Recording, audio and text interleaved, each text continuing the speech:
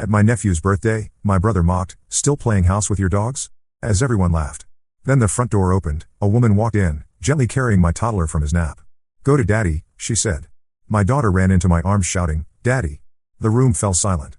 So here's something that'll mess with your head. I've been married for 4 years, have 2 kids, and until 3 months ago, my entire family thought I was a pathetic bachelor who collected rescue dogs for company. Yeah, you heard that right. My brother Derek literally said those exact words at his son's 7th birthday party. "Still playing house with your dogs, Marcus?" The whole room erupted like he'd just delivered the punchline of the century. My sister Jenny was cackling so hard she nearly sprayed wine across the coffee table. Uncle Pete slapped his knee like some cartoon character. Even my mom, my own mother, was shaking her head with that disappointed smile she'd perfected over 32 years of my existence. I stood there in that living room, surrounded by balloons shaped like dinosaurs and the lingering smell of pizza grease, feeling like I was 12 years old again getting picked on at recess. Part of me wanted to defend myself, to say something sharp back. The other part just wanted to disappear into the beige carpet. But then the front door opened. Everyone turned toward the sound. You know how it is at parties, any interruption becomes entertainment. They were probably expecting the pizza guy or maybe Aunt Carol running late with more presents for the birthday boy. Instead, Sarah walked in. My wife Sarah, wearing that soft blue sundress I'd bought her for our anniversary, her honey blonde hair catching the afternoon light streaming through Derek's oversized windows. She was carrying our son Tommy against her shoulder, 20 months old, still drowsy from his car seat nap, clutching that ratty stuffed elephant he couldn't sleep without. "Go to Daddy," she whispered, setting him down gently. That's when Emma came barreling past Sarah's legs like a tiny tornado, all bouncing curls and unstoppable energy, shouting at the top of her lungs, "Daddy! Daddy!" The room went dead silent. I'm talking library at midnight silent. The kind of quiet that makes you suddenly aware of your own heartbeat. I caught Emma in my arms. She was 3 and still small enough to lift, though getting heavier every day, and felt her tiny hands wrap around my neck with that fierce, uncomplicated love that only kids possess. Tommy toddled over, still half asleep but grinning up at me with those bright blue eyes that were identical to mine. He grabbed onto my leg and pressed his face against my jeans, leaving a small damp spot where his mouth was. My family stared. Derek's mouth was hanging open like he was trying to catch flies. Jenny had gone pale, her wine glass suspended halfway to her lips. Mom had actually dropped her fork, and it clattered against her plate with a sound that seemed to echo forever in that awful silence. "Everyone," I said, surprised by how steady my voice sounded, "I'd like you to meet my wife, Sarah, and my children, Emma and Tommy." Sarah smiled, that warm, genuine smile that had made me fall in love with her 4.5 years ago in a Portland coffee shop. "Sorry we're late," she said, like she'd done this 1,000 times before. "Someone needed an extra long nap today." She ruffled Tommy's messy brown hair, and he giggled, the sound breaking through the tension like sunshine through clouds. You could have heard a pin drop. Seriously, the only sound was the distant hum of Derek's refrigerator and maybe the neighbor's lawn mower 3 houses down. Now, before you start wondering if I'm some kind of sociopath who just casually hides entire families from people, let me explain how we got here. Because the story isn't really about that moment in Derek's living room, that was just the grand finale. The real story starts 5 years ago, back when I was exactly the pathetic bachelor my family thought I was. I was 37, living alone in a cramped apartment in San Francisco, working as a freelance software consultant. My dating life consisted of awkward coffee meetings with women I'd met on apps, conversations that felt like job interviews, and a growing collection of houseplants I somehow managed to keep alive longer than any relationship. My family, Mom, Dad, Derek, Jenny, the whole crew, lived in this small Oregon town called Millfield, about 4 hours south of Portland. They had their neat little lives all figured out, Derek with his high school sweetheart wife and 2 kids, Jenny with her church-met husband and their perfect suburban existence, Mom and Dad with their retirement hobbies and weekly bridge games. Me? I was the family project. The one who just needed to find the right girl and settle down already. Every phone call included subtle hints about nice single women at church, or suggestions that maybe I should move back home where the cost of living was reasonable and family was close. I loved them, don't get me wrong. But loving someone and wanting to live in their fishbowl are 2 different things. The consulting work was good, really good. I specialized in helping small companies upgrade their systems without breaking their budgets. It meant a lot of travel, which I actually enjoyed. New cities, new problems to solve, the freedom to pack up and leave when a project ended. In March of that year, I landed a 3-month contract with a medical supply company in Portland. The work was interesting enough, modernizing their inventory system, but the real draw was the city itself. Portland had this energy that felt different from San Francisco. More relaxed, maybe. More real. I found a short-term rental in the Pearl District, walking distance from the client's office. Coffee shops everywhere, food trucks on every corner, people who seemed genuinely friendly instead of networking friendly. It felt like a place I could actually live, not just work. That's where I met Sarah. It was a Thursday evening in April. I'd finished up at the client site around 6 and was walking to this little coffee place called Stumptown that someone had recommended. Portland was doing that thing where it rains just hard enough to be annoying but not hard enough to justify an umbrella, and I was debating whether to just grab takeout and work from the apartment instead. Sarah was sitting by the window, staring at her laptop screen like it had personally insulted her family. She had this look of pure frustration mixed with exhaustion, the kind you get after a really long day when nothing has gone right. Her coffee cup was sitting next to her, clearly cold and forgotten. I almost didn't say anything. I mean, who interrupts a stranger having a bad day? But something about the way she was sitting there, shoulders tense, one hand pressed against her forehead, made me think she might actually appreciate the distraction. Rough day? I asked, nodding toward her neglected coffee. She looked up, and I swear something just clicked into place. Her eyes were this warm brown color, tired but not defeated. When she smiled, just barely, it was like watching someone remember they weren't alone in the world. You could say that, she said. Lost 2 patients today. That stopped me cold. Most people complain about bad meetings or difficult clients. She was dealing with actual life and death. I'm sorry, I said. I can't imagine. Part of the job, she said, but her voice was soft, not bitter. I'm a nurse at OSU. Intensive care. Some days are better than others. I should have said something comforting and moved on. Instead, I heard myself asking, mind if I sit? I promise I'm not a creep. Just someone else having a mediocre day who could use some conversation. She gestured to the empty chair across from her. Mediocre sounds pretty good right now.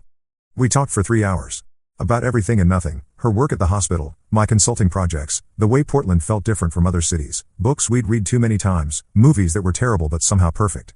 She told me about growing up in a small town in Northern California, about deciding to become a nurse after her grandfather spent his final months in a facility where the staff actually cared. I told her about my family, about feeling like an outsider in my own hometown, about the weird satisfaction of solving other people's technical problems. When she laughed, really laughed, her whole face lit up. She had this way of listening that made you feel like whatever you were saying was the most interesting thing she'd heard all day. Not in a fake, people-pleasing way. She was just present, genuinely interested.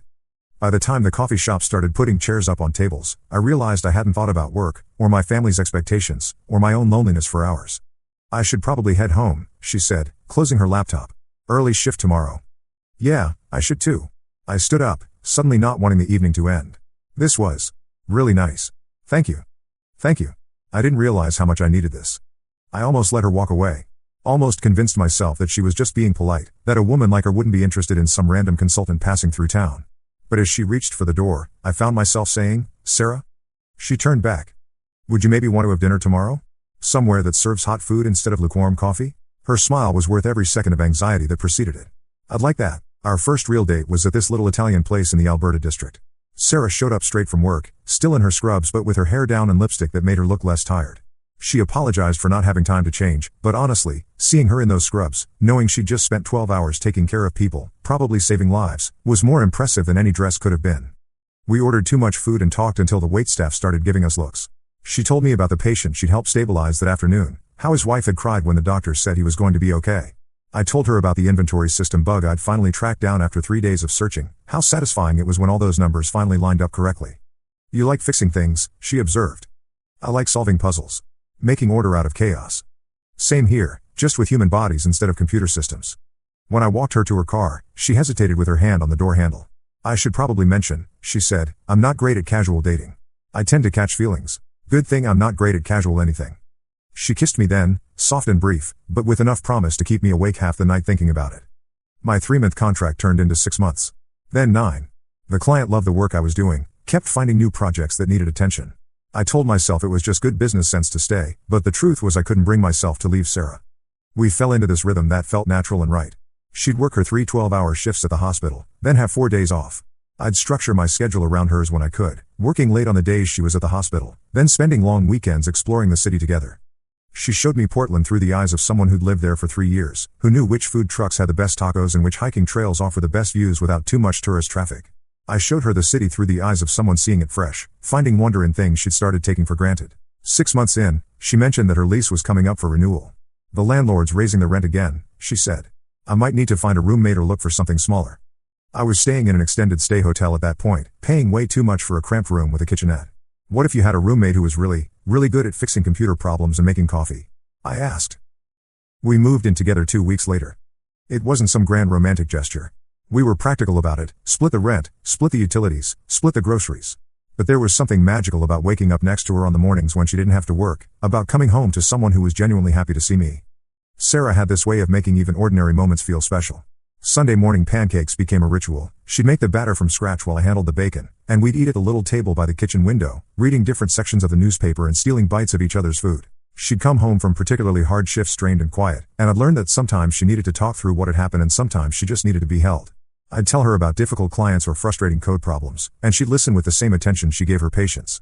We talked about everything: her dream of maybe becoming a nurse practitioner someday, my idea of starting my own consulting firm instead of working project to project, the places we wanted to travel, the books we wanted to read, the ways we'd both felt like outsiders in our families. I always felt like I was too much, she told me one evening as we were cooking dinner together. Too emotional, too invested, too intense. My family's very controlled, very proper. They never understood why I wanted to work in a hospital instead of getting married and having babies right away. My family's the opposite problem, I said. They think I'm not enough. Not settled enough, not traditional enough, not close enough to home. Maybe we're just right for each other. 8 months after we moved in together, Sarah got food poisoning from some questionable sushi. At least, that's what we thought it was. She was exhausted, nauseous, couldn't keep anything down for 3 days straight. I should probably see a doctor, she said on the 4th morning, looking pale and miserable. I'll drive you to urgent care. She shook her head. I'll just call in sick and go to my regular doctor. It's probably just a stomach bug. 4 hours later, she came home with a look on her face I couldn't read. So, she said, sitting down on our couch like she was afraid she might fall over. It wasn't food poisoning. I sat next to her, suddenly worried that it was something serious. What did the doctor say? I'm pregnant. The world tilted sideways for a moment. Pregnant. We'd been careful, but not paranoid. These things happen, right? How do you feel about that? I asked, because I wasn't sure how I felt about it yet and I needed time to process. She was quiet for a long moment, staring at her hands. Scared, she said finally. But also, happy? Is that crazy? If it's crazy, then we're both crazy. We sat there in silence, holding hands on our second-hand couch, while the reality of it sank in. A baby. Our baby. We should probably talk about what this means, Sarah said. Yeah. We should. But first, I kissed her. Because whatever it meant, whatever changes were coming, I knew I wanted to face them with her. The next few hours were a blur of practical questions and emotional revelations. Sarah was 12 weeks along, which explained why she'd been more tired lately, why certain smells had been bothering her. We were both healthy, both employed, both in love. It wasn't planned, but it wasn't a disaster either. I want to keep the baby, she said, as if there had been any doubt. Good. Me too. This is going to change everything. Everything was already changed the day I met you. That night, lying in bed with Sarah curled against my side, I started thinking about my family. About how they'd react to the news that their perpetual bachelor son was not only in a serious relationship but about to become a father. I should have called them right then. Should have said, hey, remember how you're always telling me to find a nice girl and settle down? Well, mission accomplished. Her name is Sarah, she's a nurse, she's pregnant, and I'm crazy about her. Instead, I told myself I'd wait until we were further along. Until we'd had the ultrasound, until we were sure everything was okay. Until we'd figured out our own plan before dealing with everyone else's opinions. Sarah didn't push. Her own family situation was complicated. Her parents lived in a small town 3 hours south, and she'd moved to Portland partly to get some distance from their expectations. We agreed we'd tell them together when we were ready. The pregnancy was textbook normal. Sarah felt sick for the first trimester, then bloomed in the second, all glowing skin and infectious energy. By the third trimester, she was huge and uncomfortable but still insisting on working full shifts at the hospital until her doctor finally put his foot down. You need to take maternity leave, he told her during a routine checkup. Your blood pressure's getting high, and you're carrying that baby pretty low. I want you resting. I can't afford 3 months off, Sarah protested. That's when I made the decision that would change everything. Yes, you can, I told her. I've been thinking about this anyway. I want to start my own consulting firm. I can work from home, set my own schedule, be here when the baby comes. It wasn't entirely altruistic. The idea of building something of my own, of not being dependent on contract work, had been growing in the back of my mind for months. Sarah's pregnancy just gave me the push I needed to actually do it. I gave my current client 2 weeks' notice and started reaching out to contacts, pitching my services to small businesses that needed technical help but couldn't afford big consulting firms. Within a month, I had 3 steady clients and enough work to pay our bills. Emma Rose was born on a Tuesday morning in February, after 18 hours of labor that left Sarah exhausted but triumphant. She was tiny, just over 6 pounds, with a shock of dark hair and the most serious expression I'd ever seen on a newborn. She looks like she's already planning something, Sarah said, holding her for the first time. When the nurse handed her to me, Emma opened her eyes and stared right at me with this intense, unfocused gaze that seemed to see straight through to my soul. In that moment, I felt something fundamental shift inside my chest. Like every decision I'd ever made, every mistake I'd corrected, every path I'd chosen had led me to this exact point. I was a father. The first few weeks were brutal. Emma was colicky, crying for hours at a time for no reason anyone could identify. Sarah was recovering from a difficult delivery, trying to establish breastfeeding, running on maybe 3 hours of sleep a night. I was attempting to work while taking care of both of them, answering client calls while bouncing a screaming baby, debugging code with one hand while holding a bottle with the other. But somewhere in the chaos, we found our rhythm. Sarah would handle the night feedings, and I'd take the early morning shift so she could sleep in. I learned to work in stolen moments, during Emma's naps, after she went to bed at night, early in the morning before she woke up. My family called occasionally, and I'd answer with Emma fussing in the background. "What's that noise?" Mom would ask. "Neighbor's baby," I'd lie, bouncing Emma while trying to sound casual. The walls are pretty thin in this apartment complex. It was ridiculous. But I'd gotten so used to keeping my Portland life separate from my Millfield life that it felt easier to maintain the fiction than to explain everything. Sarah found the lying harder than I did. "I hate that they don't know about Emma," she said one evening as we were giving Emma her bath in the kitchen sink. "She's their granddaughter. They'll meet her soon," I promised. "I just want to get through these first few months, get our feet under us." "When?" "Soon." But soon kept getting pushed back. First, we wanted to wait until Emma was sleeping through the night. Then until I'd established the business better. Then until Sarah went back to work and we had our routine figured out. Emma's first Christmas came and went. I told my family I couldn't make it home because of work commitments. Sarah's parents came to visit, and we had this lovely quiet holiday with just the four of us. Sarah's mom and dad were instantly smitten with Emma, and it felt so natural, so right. "Your parents are going to adore her," Sarah's mom said as she was holding Emma by the Christmas tree. "When do they get to meet her?" "Soon," I said again. By Emma's first birthday, the lie had taken on a life of its own. My family had stopped asking about my personal life, assuming I was still the confirmed bachelor living alone in the city. I'd gotten good at deflecting questions, changing the subject, making excuses for why I couldn't visit. Sarah was getting frustrated. "Marcus, this is insane. Emma's walking now, she's starting to talk. They're missing everything." She was right, of course. Emma had taken her first steps at 11 months, from the couch to the coffee table, and Sarah and I had cheered like she'd just won an Olympic medal. Her first word was Dada, which made me unreasonably proud. She was developing this little personality, stubborn, curious, absolutely fearless. "I know," I said. "I'll call them this weekend." But I didn't. Because how do you explain that you've been lying for over a year?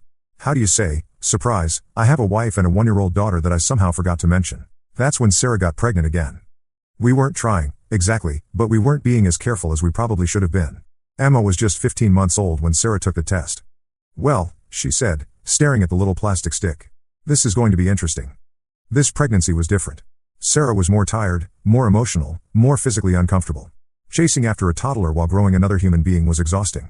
I tried to help as much as I could, but my business was growing, demanding more of my attention. "I can't do this alone," Sarah told me one evening after a particularly rough day. Emma had been cranky and clingy, refusing to nap, and Sarah was barely keeping it together. "You're not alone. I'm here. But your family isn't. My parents are 3 hours away, yours might as well be on another planet for all they know about our lives." She was crying now, which was unlike her. "I need help, Marcus. I need family." That should have been my wake-up call. Should have been the moment I finally picked up the phone and told my parents they had a granddaughter and another one on the way. Instead, I hired a nanny. Mrs. Chen was a godsend, a grandmother in her 60s who'd raised 4 children of her own and helped with dozens of others. She came 3 days a week, giving Sarah time to rest and me time to focus on work without worrying about whether Emma was getting into the kitchen cabinets or trying to eat the houseplants. But it wasn't the same as having family support. It wasn't the same as having grandparents who wanted to spoil Emma, aunts and uncles who'd babysit so Sarah and I could have a date night, cousins for Emma to play with. Tommy was born on a rainy Thursday in October, 2 weeks early but healthy. He was bigger than Emma had been, 7.5 pounds, with Sarah's lighter hair and my blue eyes. Where Emma had been serious and contemplative as a newborn, Tommy was all smiles and easy contentment. "He's going to be trouble," Sarah said, looking down at him as he slept in her arms. "Look at that face. He's already planning mischief." I loved him instantly, but differently than I'd loved Emma. With Emma, I'd been terrified and amazed and overwhelmed. With Tommy, I felt more confident, more settled. Like I knew what I was doing now. Having 2 kids shifted everything again. Our apartment felt smaller, our schedule tighter, our relationship more strained. Sarah was dealing with postpartum depression this time, struggling in ways she hadn't with Emma. I was working longer hours to support our growing family, taking on more clients, accepting projects I probably should have turned down. Emma, meanwhile, was adjusting to being a big sister with mixed results. Some days she was helpful and sweet, wanting to hold Tommy and help with his bottles. Other days she was jealous and acting out, demanding attention and throwing tantrums when she didn't get it. "I think we need to move," Sarah said one evening as we were trying to get both kids to bed. Emma was refusing to stay in her toddler bed, and Tommy was crying despite being fed, changed, and rocked for an hour. "Move where?" "Somewhere with more space. Maybe a house with a yard." We started looking at rentals outside the city center, places with 3 bedrooms and actual backyards where Emma could run around. The prices were better than I'd expected, and with my business doing well, we could afford something nice. We found a little house in a suburb about 20 minutes from downtown Portland. 3 bedrooms, 2 bathrooms, a kitchen with enough room for a proper dining table, and a backyard with an old swing set that Emma immediately claimed as her personal kingdom. Moving with a toddler and a newborn was exactly as chaotic as you'd expect, but we managed it. Emma loved having her own room, loved the stairs she could climb up and down 100 times a day, loved the way her voice echoed in the empty rooms before we got all our furniture arranged. Tommy adapted to the new house like he adapted to everything, with easy acceptance and minimal fuss. He was already sleeping through the night at 3 months, already smiling at anyone who paid attention to him, already charming everyone he met. He's going to be popular, Sarah observed, watching him flirt shamelessly with the checkout lady at the grocery store. Emma's going to have to protect him from all the girls. Emma's going to be the one breaking hearts. She was probably right. At 2.5, Emma was developing into this little person with strong opinions about everything. She had favorite books that had to be read in a specific order, favorite outfits she'd fight about if we tried to put her in anything else, favorite games that involved elaborate rules only she understood. But she was also incredibly sweet. She'd bring Tommy toys when he was fussy, would read to him from her picture books in this serious little voice, would insist on helping with his baths and bottles. She's going to be a good big sister, Sarah said one evening as we watched Emma show Tommy how to stack blocks, even though he was still too little to really understand. She already is. This was our life for the next 1.5 years. Sarah went back to work part-time, 3 shifts a week instead of the full-time schedule she'd worked before. Mrs. Chen continued to help with the kids when I needed to focus on client work. We had our routines, our little traditions, our quiet suburban existence. I told myself I was protecting this life by keeping it separate from my family. That introducing the chaos of well-meaning relatives and complicated expectations would somehow ruin what we'd built. Really, I was just scared. Scared they'd judge Sarah for getting pregnant before we were married. Scared they'd judge me for not telling them sooner. Scared they'd find something to criticize about our choices, our parenting, our life together. So when Derek's invitation arrived in my email, Jake's turning 7. Kid party from 2 to 5, adults welcome to stay and catch up. It's been too long, Marcus. You better show up this time. I almost didn't go. Sarah convinced me. They're your family, she said. They love you, even if they don't understand you. And maybe it's time they got the chance to understand you better. I went alone, planning to test the waters. Maybe hint that there were some changes in my life. Maybe gauge their reaction before bringing Sarah and the kids into it. Instead, I got the usual treatment. The jokes about my bachelor status, the assumptions about my pathetic social life, the casual cruelty disguised as family teasing. That's when Sarah made the decision for both of us. She'd been planning to surprise me, she told me later. She knew about the party, knew I was dreading it, and decided that enough was enough. She packed up Emma and Tommy, loaded them into the car, and drove the 4 hours from Portland to Millfield. I was tired of being your secret, she said later. We all were. The timing was just perfect. Or terrible, depending on how you looked at it. After the initial shock wore off, and it took a while, the questions started coming. How long have you been married? Mom asked, her voice carefully controlled in that way that meant she was processing a lot of emotions. 4 years next month, Sarah answered when I couldn't find my voice. 4 years? Jenny's voice cracked. Marcus, you've been married for 4 years and never told us? Derek pulled me aside while the kids were distracted by birthday cake. Marcus, what the heck, man? Why didn't you tell us? I looked at him, really looked at him, and for the first time in years, I didn't see judgment in his face. Just confusion and maybe hurt. I was scared, I said, which was the most honest I'd been with my family in decades. Scared of what? Scared you'd think I was doing it wrong. Scared you'd find something to criticize. Scared Sarah would see how dysfunctional we all are and decide she made a mistake. Derek was quiet for a long moment, watching Sarah help Emma color a picture while Mom peppered her with questions about nursing school. Sarah was laughing at something Emma had said, completely at ease despite being surrounded by strangers. Marcus, you idiot, Derek said finally, but his voice was gentle. Look at her. I followed his gaze to where Sarah was sitting cross-legged on the floor, Tommy in her lap, showing Emma how to stay inside the lines of her coloring book. She looked completely natural, like she'd been part of our family gatherings her whole life. She looks at you like you hung the moon, Derek continued. And those kids, they clearly adore you. Whatever you're doing it right. The rest of the afternoon was surreal. My family, these people who had seemed so foreign to me for so long, embraced Sarah and the kids like they'd been waiting for them all along. Mom immediately started planning elaborate Christmas presents. I have 4 years of spoiling to make up for, she declared, bouncing Tommy on her knee while he giggled and grabbed at her necklace. Jenny exchanged phone numbers with Sarah, talking about playdates and mom groups and the best pediatricians in the area. You should move back here, she said. The schools are better than Portland, and housing's way cheaper. Uncle Pete taught Emma to high-five and was immediately smitten when she high-fived him back and then applauded herself. She's got personality, this one, he said. Even Dad, who wasn't usually comfortable with little kids, found himself enchanted when Tommy toddled over and held up his stuffed elephant. Ellie, Tommy announced proudly, the way he did with everyone who'd listen. That's a fine elephant you got there, son, Dad said, crouching down to Tommy's level with more patience than I'd ever seen him show. As we were getting ready to leave, Derek cornered me again. I owe you an apology, he said. For what? For all the jokes. All the crap about being alone. I thought. He shook his head. I thought maybe you were struggling, you know? Like maybe you couldn't find someone, and we were trying to motivate you or something. That was stupid of us. You weren't wrong, though. I was alone for a long time. But not because you couldn't find someone. Because you were waiting for the right someone. I looked at Sarah, who was buckling Tommy into his car seat while Emma climbed into her booster seat, chattering about all the new people she'd met and demanding to know when she could see them again. Yeah, I said. I guess I was. The drive home was quiet. The kids fell asleep before we hit the highway, worn out from all the excitement and attention. Sarah reached over and took my hand. That wasn't so bad, she said. They loved you. They love you. They always have. You just couldn't see it. Maybe she was right. Maybe the judgment I'd been so afraid of was mostly in my own head. Maybe I'd been protecting myself from something that was never really a threat. Or maybe bringing Sarah and the kids into it changed everything. Maybe seeing me as a father, as a husband, as someone who was building something meaningful, maybe that shifted how they saw me entirely. Either way, something fundamental had changed in Derek's living room that afternoon. A week later, Mom called. I've been thinking, she said. We should have a proper welcome party for Sarah. Something where she can meet everyone, the aunts, the cousins, everyone. Mom, you don't have to. I want to. We missed 4 years of your life, Marcus. 4 years of birthdays and holidays and first steps and first words. We can't get that time back, but we can start making new memories. The welcome party happened a month later. Sarah's parents drove up from California. They'd been begging to meet my family ever since we got married. The house was packed with relatives I hadn't seen in years, all of them fawning over Emma and Tommy like they were the most fascinating children who'd ever lived. Emma, now comfortable with her newfound fame, held court in the living room, telling anyone who'd listen about her favorite books and her pet goldfish and how she was going to be a doctor like Mommy when she grew up. She's got your gift for storytelling, Aunt Carol observed, watching Emma explain an elaborate game involving her stuffed animals to a captivated audience of grown-ups.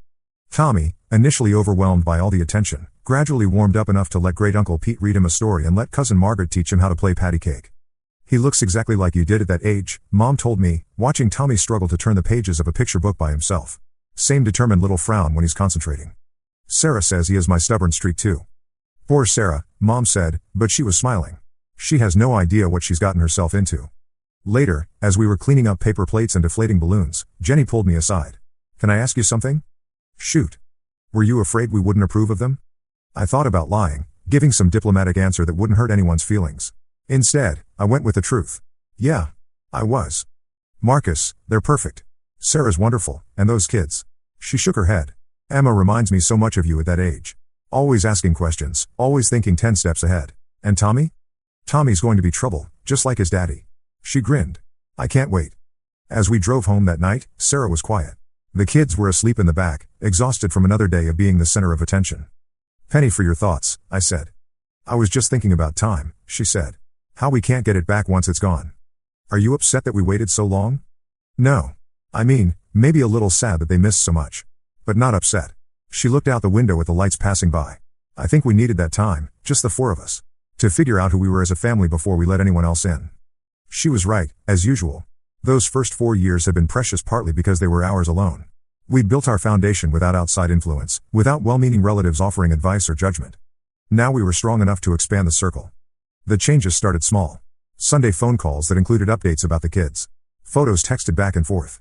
Mom sending care packages filled with books for Emma and toys for Tommy. Then bigger changes. Derek and his family driving up to Portland for Emma's 4th birthday. Jenny and her kids visiting for a long weekend, cramming into our little house like some chaotic family sleepover. You know what's funny? Sarah said one evening as we were cleaning up after one of these visits. I used to worry that you were ashamed of us. Ashamed? Why would you think that? Because you never talked about your family. Because you kept us separate for so long. She smiled. I thought maybe we weren't good enough for them. I pulled her close, breathing in the scent of her shampoo, feeling the warmth of her against my chest. You're too good for all of us. Even you? Especially me. She laughed and kissed my neck. You're an idiot. You're idiot. My idiot. But the biggest change came 6 months later, when Sarah got offered a position at the hospital in Millfield. Better hours, better benefits, and a chance to be close to family. It's just an offer, she said, showing me the email. We don't have to take it. But I could see in her eyes that she wanted to. And honestly, so did I. My business was doing well enough that I could work from anywhere. Emma was getting to the age where she'd benefit from having cousins nearby, from being part of a bigger extended family. Tommy was still little enough that moving wouldn't disrupt his world too much. What do you think? I asked. I think, Sarah said carefully, that it might be nice to live somewhere the kids have grandparents who spoil them and aunts and uncles who babysit so we can have date nights. We moved back to Millfield 3 months later. Finding a house was easier than I'd expected. The market was different from Portland, less competitive, more affordable. We found a place 6 blocks from Derek and Jenny, 8 blocks from my parents. It had 4 bedrooms, 2 bathrooms, and a backyard big enough for a swing set and maybe a vegetable garden. Emma was initially skeptical about leaving Portland. But what about my room? She demanded. What about the playground? What about Mrs. Chen? You'll have a bigger room, Sarah promised. And new playgrounds. And Grandma and Grandpa will be right down the street. The idea of having grandparents nearby eventually won her over. She'd been fascinated by Derek's kids' easy relationship with Mom and Dad, the way they could just walk over to Grandma's house for cookies and stories. Tommy, being 2, adapted to the move the way he adapted to everything, with cheerful acceptance and boundless curiosity about his new environment. Our first Sunday dinner at Mom and Dad's house was chaos in the best possible way. Emma insisted on helping in the kitchen, creating more mess than she prevented but charming everyone with her determination to be useful. Tommy claimed the living room as his personal playground, much to everyone's delight. This feels right, Sarah said later as we were walking home, Emma skipping ahead of us while Tommy rode on my shoulders. Yeah, it does. The integration into family life happened faster than I'd expected. Derek and I started coaching Emma's soccer team together. She wasn't particularly athletic, but she tried hard and asked a million questions about strategy. Why can't we use our hands? She demanded during her first practice. What if the ball goes too high? Can I be the goalie next time? One question at a time, Derek laughed. You sound just like your dad used to. Jenny's kids adored their new cousins. They formed this little pack, running around at family gatherings like a tiny army. Sarah joked that we should start charging admission to family events. They were better entertainment than anything on television. But the best part, the thing that still caught me off guard sometimes, was how natural it all felt. How Sarah fit into our family dinners like she'd always been there. How my parents lit up when Tommy ran to them shouting Grandma. Grandpa. How Derek asked my advice about his kids, treating me like the expert because I'd managed to keep my sanity with 2 under 4. You know, Derek said one Saturday as we were watching our kids play in the backyard, I always wondered why you stayed away so long. I told you. I was scared. No, I get that. But I always wondered if maybe we'd done something to make you feel like you couldn't talk to us. I thought about that for a moment, watching Emma teach Tommy how to pump his legs on the swing. I don't think it was anything you did. I think I needed to figure out who I was away from all of this before I could come back and be part of it. And now you know? Now I know I'm a husband and a father and a guy who's really good at fixing computer problems. And that's enough. More than enough. 6 months after we moved back, Sarah announced she was pregnant again. Really? I said, staring at the test she'd handed me. Really? Emma was thrilled at the prospect of being a big sister again. Can we name the baby Sparkles? She asked. Or maybe Rainbow? We'll consider all options, Sarah promised diplomatically. Tommy, at 3, didn't quite understand what was happening but was excited because everyone else seemed excited. This pregnancy felt different from the first 2. Calmer, maybe. We knew what we were doing now, had a support system in place, weren't navigating everything alone. 3rd time's the charm, Mom said when we told the family. She immediately started planning another elaborate nursery, talking about baby showers and newborn photo sessions. You realize this means 3 kids under 6, right? Jenny said. You're going to be outnumbered. We've been outnumbered since Emma learned to talk, Sarah replied. At least now we'll have reinforcements. Baby Grace arrived on a snowy morning in February, tiny and perfect with a full head of dark hair and the most serious expression I'd ever seen on a newborn. She looks like she's already planning something, Sarah said, echoing what she'd said about Emma 4 years earlier. When the nurse handed Grace to me, she opened her eyes and stared right at me with that same intense, unfocused gaze that Emma had given me. In that moment, I felt that familiar shift inside my chest, that sense of everything clicking into place. 3 daughters, Derek said when he came to meet Grace at the hospital. You're doomed, you know that, right? I'm the luckiest guy alive. And I meant it. The early weeks with 3 kids were exactly as chaotic as everyone had predicted. Emma wanted to help with everything, from diaper changes to feeding schedules. Tommy was dealing with no longer being the baby by acting out in creative ways, hiding Sarah's keys, decorating the bathroom walls with toothpaste, refusing to nap. But we had help this time. Mom came over 3 mornings a week, just to hold Grace while Sarah napped or showered. Jenny took Emma and Tommy for playdates with her kids, giving us a few hours of relative quiet. Derek and his wife brought dinner twice a week for the first month. This is what family's supposed to be like, Sarah said one evening as we were getting all 3 kids ready for bed.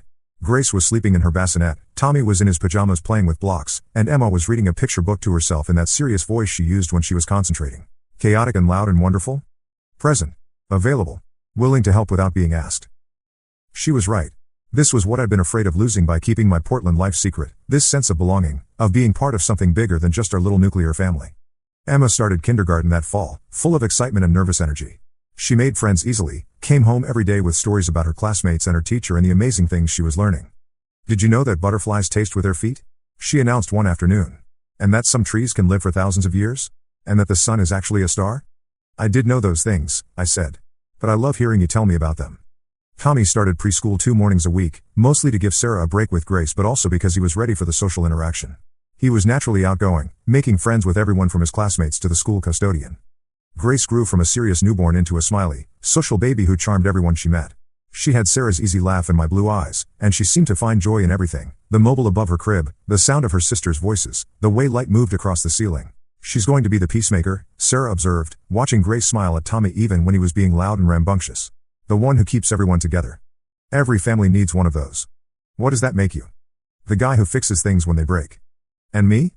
"The heart that keeps it all beating." Sunday dinners at Mom and Dad's house had evolved into major productions. 3 kids running around, multiple conversations happening at once, enough chaos to make any restaurant manager weep. But also laughter, stories, the kind of memories that kids carry with them their whole lives. "Remember when we used to worry that Marcus would end up alone?" Mom said one evening as we were cleaning up after dinner, watching Dad teach Emma and Tommy how to play chess while Sarah fed Grace. "Turns out he just needed to find his people first," Jenny replied. "We were always his people," Derek said. "He just needed to trust that." That night, driving home with 3 sleeping kids in the back seat, I thought about the journey that had brought us here. The coffee shop in Portland where I'd met Sarah. The decision to keep our relationship private, then our family's secret. The years of building something beautiful in isolation. The moment when Sarah walked into Derek's living room carrying our children. All of it, the fear, the secrecy, the gradual revelation, had led to this: 3 kids who knew they were loved by a huge extended family, a wife who felt truly at home for the first time since we'd met, and me finally understanding that belonging didn't mean giving up who I was. "You know what I was thinking about today?" Sarah said as we were getting ready for bed later that night. "What's that?" "That coffee shop where we met. How different our lives would be if you hadn't worked up the courage to talk to me." "You mean if you hadn't looked like you needed saving from that terrible laptop situation?" She laughed. "I wasn't that pathetic." "You were definitely that pathetic. It was adorable. What if we'd never met? What if you'd stayed in San Francisco, kept traveling for work, stayed the confirmed bachelor your family thought you were?" I thought about that alternate version of myself, still alone at 37, still keeping everyone at arm's length, still afraid to let people close enough to really know me. "I don't think I was ever really meant to be alone," I said. "I was just waiting for the right reason to stop being afraid." "And what was that reason?" I looked around our bedroom, Sarah's nursing bras draped over the chair, Emma's artwork taped to the mirror, Tommy's stuffed animals scattered across the floor, Grace's bassinet next to our bed where I could hear her soft breathing. You. All of you. This whole beautiful, chaotic, impossible life we built together. Even when I'm sleep deprived and cranky and haven't showered in 2 days? Especially then. She curled against my side, fitting perfectly into the space between my shoulder and my chest that seemed designed specifically for her. "I love you, Marcus. I love you too. All of you? All of us." This morning, Emma crawled into our bed at 6 a.m., her hair sticking up in every direction, asking if we could make pancakes. Tommy followed a few minutes later, dragging his elephant and demanding up until I lifted him onto the bed. Grace woke up hungry, and Sarah fed her while the older kids bounced around us like energetic puppies. "It's Saturday," Sarah groaned, pulling a pillow over her head. "Saturday is for sleeping." "Pancakes," Emma announced. "With chocolate chips." "Pancakes," Tommy agreed, though he still pronounced it in 2 distinct syllables. So we made pancakes. All of us crowded into the kitchen, flour everywhere, Emma standing on a chair to help stir the batter while Tommy banged wooden spoons against anything he could reach, and Grace watched from her bouncy seat, gurgling approval. Sarah's hair was in a messy bun, she had flour on her pajama shirt, and she was singing some made-up song about pancakes while she cooked. Emma and Tommy were dancing. Well, Emma was dancing, Tommy was mostly spinning in circles until he got dizzy and fell down laughing. It was chaos. Beautiful, perfect chaos. My phone buzzed with a text from Derek: "Soccer practice moved to 10 a.m. today. Can you still make it?" I looked around at my kitchen, at my family, at the life I'd almost been too scared to share with anyone. "Wouldn't miss it," I texted back. Because this, all of this, was worth sharing. Worth celebrating. Worth the risk of letting other people in. I spent so many years thinking I had to choose between my family of origin and the family I was building. Turns out, I just had to be brave enough to introduce them to each other. Sometimes the best secrets are the ones you finally find the courage to tell. Emma looked up from the batter she was stirring with intense concentration. "Daddy, can Grandma and Grandpa come for pancakes too? Maybe next weekend. And Uncle Derek?" "Sure. And Aunt Jenny? And the cousins?" Sarah caught my eye and smiled. "We might need more pancake mix." "We'll figure it out," I said. Because that's what families do. They figure it out. They make room for everyone at the table, even if it means squeezing together a little tighter. Even if it means running out of syrup and having to use honey instead. Even if it means admitting that the life you've been hiding is actually the life you're most proud of. Tommy tugged on my pajama pants. "Papa, pancakes ready?" "Almost, buddy." Grace started fussing in her bouncy seat, and Emma immediately rushed over to entertain her, making silly faces and singing the alphabet song in a voice that was only slightly off-key. "She likes it when I sing," Emma announced proudly. "She likes it when anyone pays attention to her," Sarah said. "She's going to be spoiled rotten growing up with you two as big siblings." That's what big siblings are for, I said, thinking about Derek and Jenny, about how they'd spent years trying to look out for me even when I didn't want them to. The pancakes were golden brown and fluffy, the kitchen smelled like vanilla and butter, and my family was gathered around our scratched wooden table, syrup everywhere, laughter bouncing off the walls. Emma held up her fork, dripping with pancake and syrup. Perfect, she announced. And you know what? She was absolutely right. In a few hours, I'd take Emma to soccer practice where she'd ask 10,000 questions and probably score one goal by accident. Tommy would insist on coming along, would charm all the other parents with his endless energy and fearless personality. Grace would sleep through the whole thing in her car seat, peaceful and content. Tomorrow, Sarah would go back to work at the hospital, saving lives and making a difference in ways that still amazed me. I'd work on client projects while keeping an eye on the kids, debugging code while mediating sibling disputes and changing diapers. Next weekend, we'd pile into the car and drive to Mom and Dad's house for Sunday dinner, where the kids would be spoiled with attention and Sarah would get to put her feet up while someone else cooked. We'd come home exhausted but happy, carrying leftover cake and promises to do it again next week. In a few months, Emma would start first grade, Tommy would move up to the preschool class, and Grace would take her first steps. There would be school plays and parent-teacher conferences, birthday parties and family vacations, scraped knees and hurt feelings and bedtime stories. There would be teenage years ahead of us, Emma's questions becoming more complicated, Tommy's energy channeling into sports or music or whatever caught his interest, Grace developing her own personality and dreams. There would be college applications and first jobs, weddings and grandchildren, the whole beautiful, terrifying, wonderful cycle of family life. But right now, in this moment, we were just a family having pancakes on a Saturday morning. Flour in our hair, syrup on our hands, love in our hearts. And that was more than enough. That was everything. Looking back, I understand now why I kept this life secret for so long. It wasn't really about fear of judgment or worry about family drama. It was about protection, protecting something so precious, so fragile, so perfect that I couldn't bear the thought of anyone else's opinions or expectations touching it. But what I learned in Derek's living room that day, what I'm still learning every Sunday dinner and soccer practice and chaotic pancake breakfast, is that love doesn't get smaller when you share it. It gets bigger, stronger, more resilient. Sarah was right, we needed those first 4 years to build our foundation, to figure out who we were as a family before we let anyone else in. But we also needed these last 2 years to learn that our love could grow to include everyone who wanted to be part of it. Sometimes the best gifts are the ones you almost don't give. Sometimes the best secrets are the ones that stop being secrets. And sometimes the family you're afraid to disappoint turns out to be the family you've been missing all along.